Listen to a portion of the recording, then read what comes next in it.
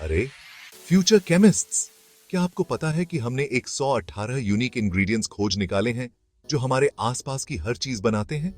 हम उन्हें एलिमेंट्स कहते हैं। It's a lot to keep track of, right? इसलिए हमें एक सिस्टम चाहिए, एक तरीका इन एलिमेंट्स को क्लासिफाई करने का। इस ऐसे में हम पीरियोडिक टेबल की फैसिनेटिंग दुनिया में जाएंगे, जो एलिमेंट्स के लिए अल्टीमेट ऑर्गेनाइजर है। तो तैयार हो जाइए मैटर के हार्ट की एक्साइटिंग जर्नी के लिए। सदियों तक एल्केमिस्ट्स और अर्ली केमिस्ट्स ने नए एलिमेंट्स डिस्कवर करने के लिए बहुत मेहनत की। यह अंधेरे में पजल पीसेस खोजने जैसा था। हर डिस्कवरी यूनिवर्स के मिस्ट्री को और बढ़ा रही थी। जैसे जैसे नोन एलिमेंट्स की लिस्ट बढ़ती गई, वैसे वैसे उन्हें ऑर्गेनाइज करने की जरूरत भी बढ़ती गई। इमेजिन करो, डजन्स ऑफ न्यू पीपल के बारे में बिना उनके नाम, बैकग्राउंड या रिलेशनशिप जाने उन्हें जानने की कोशिश करना। It would be utter chaos. Elements को क्लासिफाई करने से हमें उनकी प्रॉपर्टीज समझने और उनके बिहेवियर को प्रिडिक्ट करने में मदद मिलती है। यह सिमिलर ऑब्जेक्ट्स को एक साथ ग्रुप करने जैसा है। Fruits with fruits, vegetables with vegetables. इस तरह हम आसानी से पैटर्न्स आइडेंटिफाई कर सकते हैं, कनेक्शंस बना सकते हैं और आउटकम्स प्रिडिक्ट कर सकते हैं। क्लासिफिकेशन के बिना केमिस्ट्री डिसजॉइंटेड फैक्ट्स का जंबल्ड मेस होती है, लेकिन एक लॉजिकल सिस्टम के साथ हम एलिमेंट्स की इंट्रिकेट दुनिया को नेविगेट कर सकते हैं और यूनिवर्स के सीक्रेट्स को अनरैवल कर सकते हैं। तो साइंटिस्ट्स ने एलिमेंट्स की दुनिया को ऑर्डर करने के लिए कैसे शुरुआत की? अर्ली अटेम्प्ट्स में एलिमेंट्स को शेयर्ड कैरेक्टरिस्टिक्स के आधार पर ग्रुप किया जाता था। कुछ ने एलिमेंट्स को उनके फिजिकल स्टेट, सॉलिड्स, लिक्विड्स और गैसेस के आधार पर ग्रुप किया। दूसरों ने उन्हें इलेक्ट्रिसिटी कंडक्ट करने की उनकी क्षमता या पानी के साथ उनकी रिएक्टिविटी के आधार पर कैटेगराइज किया। हालांकि ये अर्ली अटेम्प्ट्स हेल्पफुल थे, लेकिन ये बुक्स को कलर या साइज के हिसाब से सॉर्ट करने जैसे थे। यह एक शुरुआत है, लेकिन यह हमें अंदर के कंटेंट के बारे में ज्यादा नहीं बताता है। हमें एक ऐसे सिस्टम की जरूरत थी जो डीपर जाए, एक ऐसा सिस्टम जो एलिमेंट्स के बीच हिडन कनेक्शंस को रिवील कर सके। क्लासिफिकेशन सिस्टम की इस क्वेस्ट ने कुछ ग्राउंड ब्रेकिंग डिस्कवरीज की, और आज हम जिस पीरियोडिक टेबल को जानते हैं और पसंद करते हैं, उसके लिए रास्ता बना। एलिमेंट्स को उनके केमिकल प्रॉपर्टीज के आधार पर क्लासिफाई करने के फर्स्ट नोटेबल अटेम्प्ट्स में से एक जर्मन केमिस्ट योहान डर्बराइनर ने किया था। 1829 में डर्बराइनर ने एलिमेंट्स लिथियम, सोडियम और पोटेशियम का अध्ययन करते समय एक फैसिनेटिंग पैटर्न देखा। उन्होंने ऑब्जर्व किया कि इन तीनों एलिमेंट्स में सिमिलर केमिकल प्रॉपर्टीज थीं, और सोडियम का एटॉमिक वेट लिथियम और पोटेशियम के एवरेज के लगभग बराबर था। इंट्रिग्ड होकर डर्बराइनर ने अपनी इन्वेस्टिगेशंस जारी रखी और एलिमेंट्स के दो और सेट्स डिस्कवर किए जो सेम पैटर्न प्रदर्शित करते थे: कैल्शियम, स्ट्रोंटियम और बेरियम, और क्लोरीन, ब्रोमाइन और आयोडाइन। एलिमेंट्स के ये ग्रुप्स ऑफ 3, जिनमें मिडिल एलिमेंट का एटॉमिक वेट अन्य दो के एवरेज के बराबर होता है, डर्बराइनर्स ट्रायड्स के रूप में जाने गए। यह डिस्कवरी, हालांकि सिंपल लग रही थी, ने साइंटिफिक कम्युनिटी में एक्साइटमेंट की लहरें भेज दी।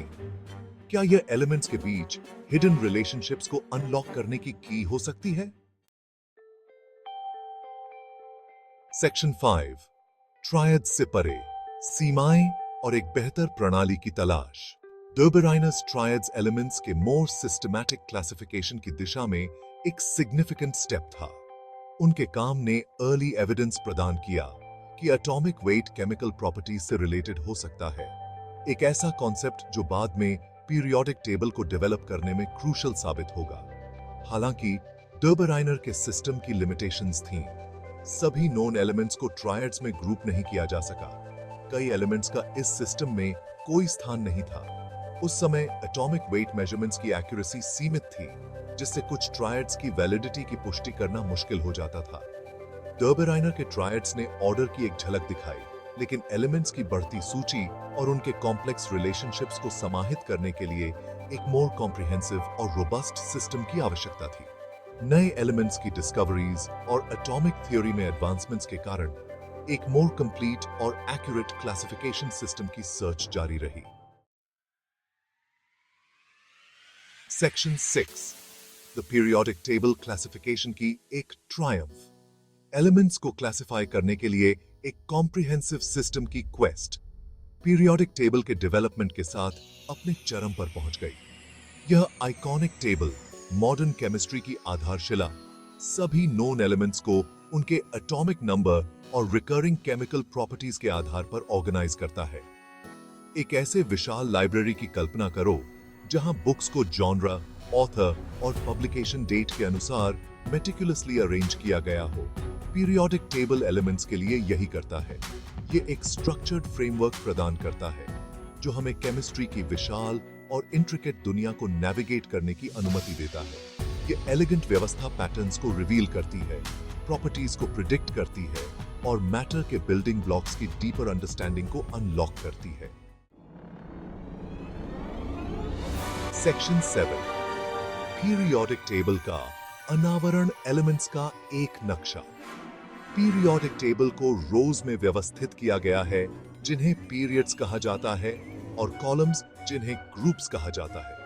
सेम ग्रुप के एलिमेंट्स में सिमिलर केमिकल प्रॉपर्टीज होती हैं। उदाहरण के लिए ग्रुप 1 में स्थित अल्कलाई मेटल्स सभी हाईली रिएक्टिव होते हैं और रेडिली अन्य एलिमेंट्स के साथ कंपाउंड्स बनाते हैं। पीरियोडिक टेबल सिर्फ एक चार्ट से कहीं अधिक है। यह एक मैप है जो हमें एलिमेंट्स की इंट्रिकेट दुनिया के माध्यम से गाइड करता है। इसके लेआउट और इसके द्वारा रिवील किए गए ट्रेंड्स को समझकर हम प्रिडिक्ट कर सकते हैं कि एलिमेंट्स कैसे बिहेव करेंगे, न्यू मटेरियल्स डिजाइन करेंगे और यहां तक कि न्यू एलिमेंट्स को सिंथेसाइज भी करेंगे। यह केमिस्ट्री के लिए चीट शीट रखने जैसा है।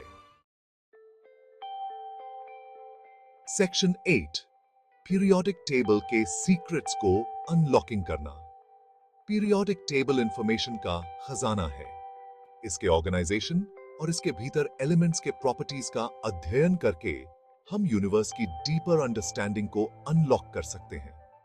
उदाहरण के लिए periodic table atomic radius, ionization energy और इलेक्ट्रोनेगेटिविटी में ट्रेंड्स को रिवील करता है। ये ट्रेंड्स हमें यह प्रिडिक्ट करने की अनुमति देते हैं कि एलिमेंट्स एक दूसरे के साथ कैसे रिएक्ट करेंगे और विभिन्न केमिकल एनवायरनमेंट्स में कैसे बिहेव करेंगे। यह एक क्रिस्टल बॉल होने जैसा है जो हमें केमिकल रिएक्शंस के फ्यूचर में झांकने देता है। पीरियोडिक टेबल केमिस्ट्री के फंडामेंटल प्रिंसिपल्स को समझने के लिए एक पावरफुल टूल है। सेक्शन 9 पीरियोडिक टेबल की शक्ति, एलिमेंट प्रॉपर्टीज की भविष्यवाणी करना। पीरियोडिक टेबल के सबसे रिमार्केबल एस्पेक्ट्स में से एक इसकी प्रिडिक्टिव पावर है। एलिमेंट की पोजीशन के आधार पर हम उसके फिजिकल और केमिकल प्रॉपर्टीज का अनुमान लगा सकते हैं, भले ही उन प्रॉपर्टीज को डायरेक्टली ऑब्जर्व न किया गया हो। उदाहरण के लिए हम किसी एलिमेंट के मेल्टिंग पॉइंट, एसिड्स के साथ उसकी रिएक्टिविटी या आयोनिक या कोवेलेंट बॉन्ड्स बनाएगा या नहीं, इसका अनुमान लगा सकते हैं। यह प्रिडिक्टिव पावर न्यू एलिमेंट्स की डिस्कवरी और न्यू मटेरियल्स के डेवलपमेंट में महत्वपूर्ण रही है। पीरियोडिक टेबल मानव इंजेन्युइटी और हमारे आसपास की दुनिया को समझने की हमारी खोज का प्रमाण है। Section 10 conclusion the periodic table chemical mastery के लिए आपकी कुंजी। जैसा कि हमने इस एसे में एक्सप्लोर किया है, केमिस्ट्री की विशाल और जटिल दुनिया को समझने के लिए एलिमेंट्स का क्लासिफिकेशन आवश्यक है।